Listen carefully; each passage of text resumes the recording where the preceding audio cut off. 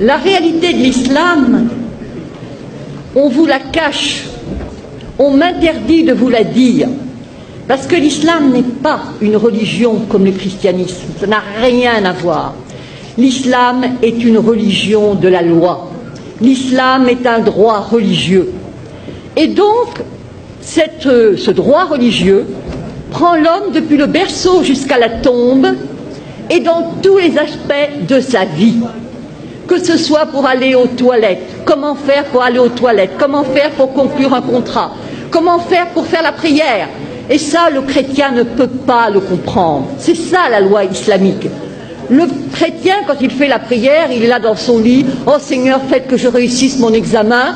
Au nom du Père, ah, peut-être il fait le signe de la croix, mais quand il fait froid, il a les mains en dessous de la couverture. Mais pas pour le musulman. Le musulman doit se lever, le musulman doit se laver, le musulman doit prendre un tapis de prière. Le musulman ne fait pas la prière n'importe comment, n'importe quand, n'importe où. Et c'est ça la différence. Il ne jeûne pas quand ça lui plaît, il ne fait pas le pèlerinage à la Mecque quand ça lui sied. Non, non, non. Tout comportement obéit à une règle, et toute règle est une règle de comportement. Et donc, ce qui se passe, c'est que les musulmans sont super piégés, super coincés, où ils disent la vérité, à savoir que la loi islamique, ce n'est pas seulement les ibadat, c'est-à-dire l'adoration, tout ce qui touche arkan ad-din, les piliers de la religion, mais c'est aussi les mu'amalat, comment traiter dans le public, horizontalement. Alors ils choisissent de mentir pour ne pas être en quelque sorte jetés dehors. Ils choisissent de mentir qu'il y a un droit pénal, c'est-à-dire que, en fin de compte, la femme adultère est punie de 100 coups de fouet dans le Coran et que nulle indulgence ne vous prenne en leur faveur. Dit bien le Coran, le Coran. Et le prophète, sallallahu alayhi wa sallam, le prophète a demandé que la femme adultère soit lapidée. Une femme qui avait péché est venue voir le prophète. Elle a dit « j'ai péché ». Moi je me suis dit « oh là là, l'histoire va devenir fantastique ». Non, pas du tout. Elle attendait un enfant. Il a dit « retourne, accouche tranquillement ». Ensuite, elle est revenue et on l'a lapidée. Et pas n'importe comment. Avec des pierres pas trop grosses, elle serait tuée d'un seul coup. Non, des pierres de grosseur moyenne. La même chose quand on va aux toilettes, pas des pierres coupantes pour se couper l'anus, bien sûr que non. C'est-à-dire que si vous voulez, tout est réglementé. La femme adultère, fouettée, après 100 coups de fouet bien donnés, vous ressortez en capilotade. Hein. L'apostasie est punie de mort. La consommation d'alcool de 80 coups de fouet. Le vol, la main coupée. Et dans le fiqh, c'est même la main coupée, le pied inverse, c'est ce qu'on appelle l'amputation croisée. Alors les musulmans, parce que ça fait partie de leurs droits religieux, choisissent de dire non, non, non, non, non, non, nous sommes comme les chrétiens. C'est pareil, les fils d'Abraham, patati, patata. Alors on les acclame. Je leur dis liberté. Oui, oui, oui, oui, liberté. Je leur pose la question. Est-ce que le musulman peut, est-ce que la musulmane peut épouser un non-musulman? Est-ce que le musulman peut se convertir à une autre religion? Est-ce que le musulman peut être athée? Est-ce que le musulman peut être homosexuel? Est-ce que le musulman peut même être célibataire? Car le célibataire est de la pire espèce. Et oui. Est-ce que, pas de monachisme en islam? Alors je ne vous dis pas les curés, les moines, enfin les curés on ne sait pas, mais les moines en tout cas, ils passeraient un mauvais quart d'heure. Et la religion catholique, c'est l'horreur, l'abomination. Ils disent trois, c'est considéré comme un trithéisme, donc ils seraient zigouillés. Et quant à la messe, alors là, la messe, le pain transformé en corps du Christ, mais c'est de l'anthropophagie pour eux. Et boire du vin. C'est-à-dire que tout est quelque chose, horreur, horreur, horreur. ce sont des mushrikoun, des associateurs, et c'est najas. Najas, c'est-à-dire impureté, saleté, cochonnerie. Alors, liberté, laissez-moi rire, il n'y en a pas. Mais alors, puisque de toute façon, le musulman obéit à des règles, il est encerclé, emprisonné, on ne peut pas faire n'importe quoi, on entre dans les toilettes du pied gauche, on mange de la main droite, on ne mange pas n'importe quoi, on ne mange pas n'importe comment. C'est le rôle des fatwas qui vous dit, s'il vous plaît, comment on fait? Et alors évidemment, on vous répond. Alors évidemment, avec l'Internet, ça devient n'importe qui, n'importe quel con peut répondre, mais non, etc. Ça, c'est un changement. L'égalité. Mais bien sûr que nous avons l'égalité. L'égalité entre qui? Entre les musulmans. Al-Muslim, Akhul Muslim. Le musulman est le frère du musulman, pas le frère du non-musulman. Absolument pas. Absolument pas. Ne prenez pas les juifs et les chrétiens comme alliés. Et enfin, nous avons... Alors là c'est vraiment le must.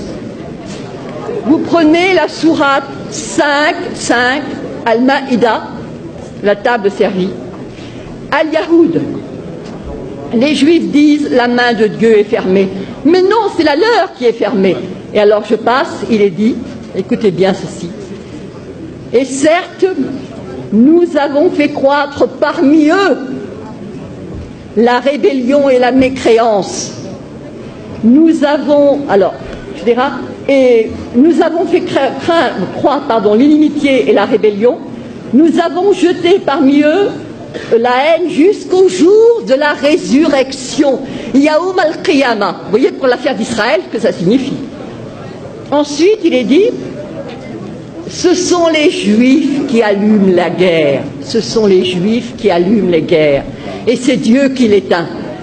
Et rappelez-vous, il y a eu une fatwa, il y avait eu des émeutes en banlieue, et monsieur Malek Chabel, musulman modéré, a écrit, mais il n'y a pas de guerre sainte en islam. C'est-à-dire, il a dit, en fin de compte, ce sont... il a cité de manière très habile que ce n'étaient pas les musulmans qui allument les guerres. Et tous ceux qui connaissaient le Coran ont compris. Parce que c'est sûr. Mais bien sûr que le problème... Alors, je me suis adressée au recteur de la mosquée de Paris, le charmant Dali Boubaker. Je lui ai dit, comment trouvez-vous la première sourate du Coran? Il a dit, c'est le paternoster chrétien. J'ai envie de lui dire, alors crétin, le paternoster, alors commençons. Au nom de Dieu, le clément, le miséricordieux, etc. C'est toi que nous adorons, Iyyaka na'budu wa iyyaka nasta'in, ihdina sirat al-mustaqim, donc guide-nous dans la voie droite. Et alors là commence le suspense. La voie de ceux à qui tu as accordé tes faveurs. Sirat al-ladin, voilà, an'amta alayhim. Donc c'est la voie de ceux pour lesquels tu as été généreux. Sirat, alors, Ghayr mardoubi alayhim, la voie de ceux contre qui tu n'es pas en colère. Walad dallin, et ceux qui ne sont pas égarés. Alors moi j'avais apporté un commentaire. Pardon. Vous voulez... Non.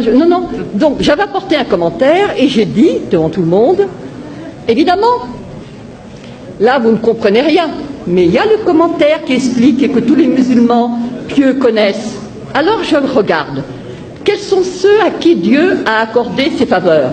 Alors je vois al-Muslimoun ou al-Anbiya, donc les musulmans, les prophètes. Quels sont ceux contre qui Dieu est en colère? J'ouvre le tafsir, le commentaire, et je vois al-Yahoud, les Juifs. Et ceux qui sont égarés, je regarde, et je vois al-Nasara, les chrétiens, les Nazaréens. Et je dis, c'est ça, votre sourate première, le paternoster, et nos curés cons, qui font du dialogue islamo-crétin.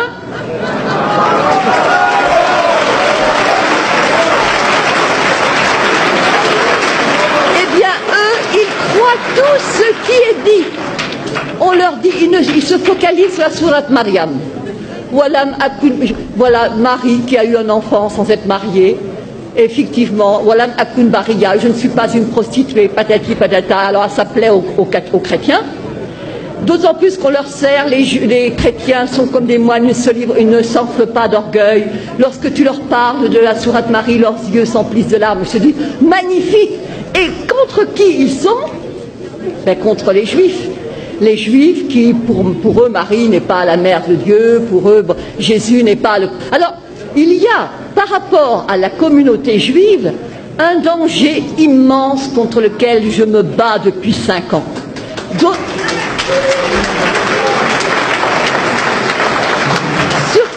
Surtout à cause du problème d'Israël. Les gens qui combattent contre les Israéliens ne sont pas des gens du XXIe siècle.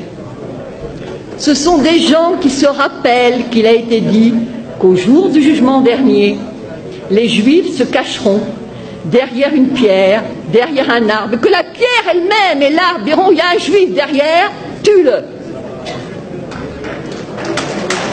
Alors comment laisser ces non-assistance à peuple en danger? Oui, bien sûr. Donc je dirais, l'islam n'est pas ce qu'on vous enseigne, l'islam n'est pas ce qu'on vous dit. L'islam est dangereux parce qu'il n'y a pas d'égalité, pas de liberté, pas de fraternité, pas de possibilité de s'en sortir.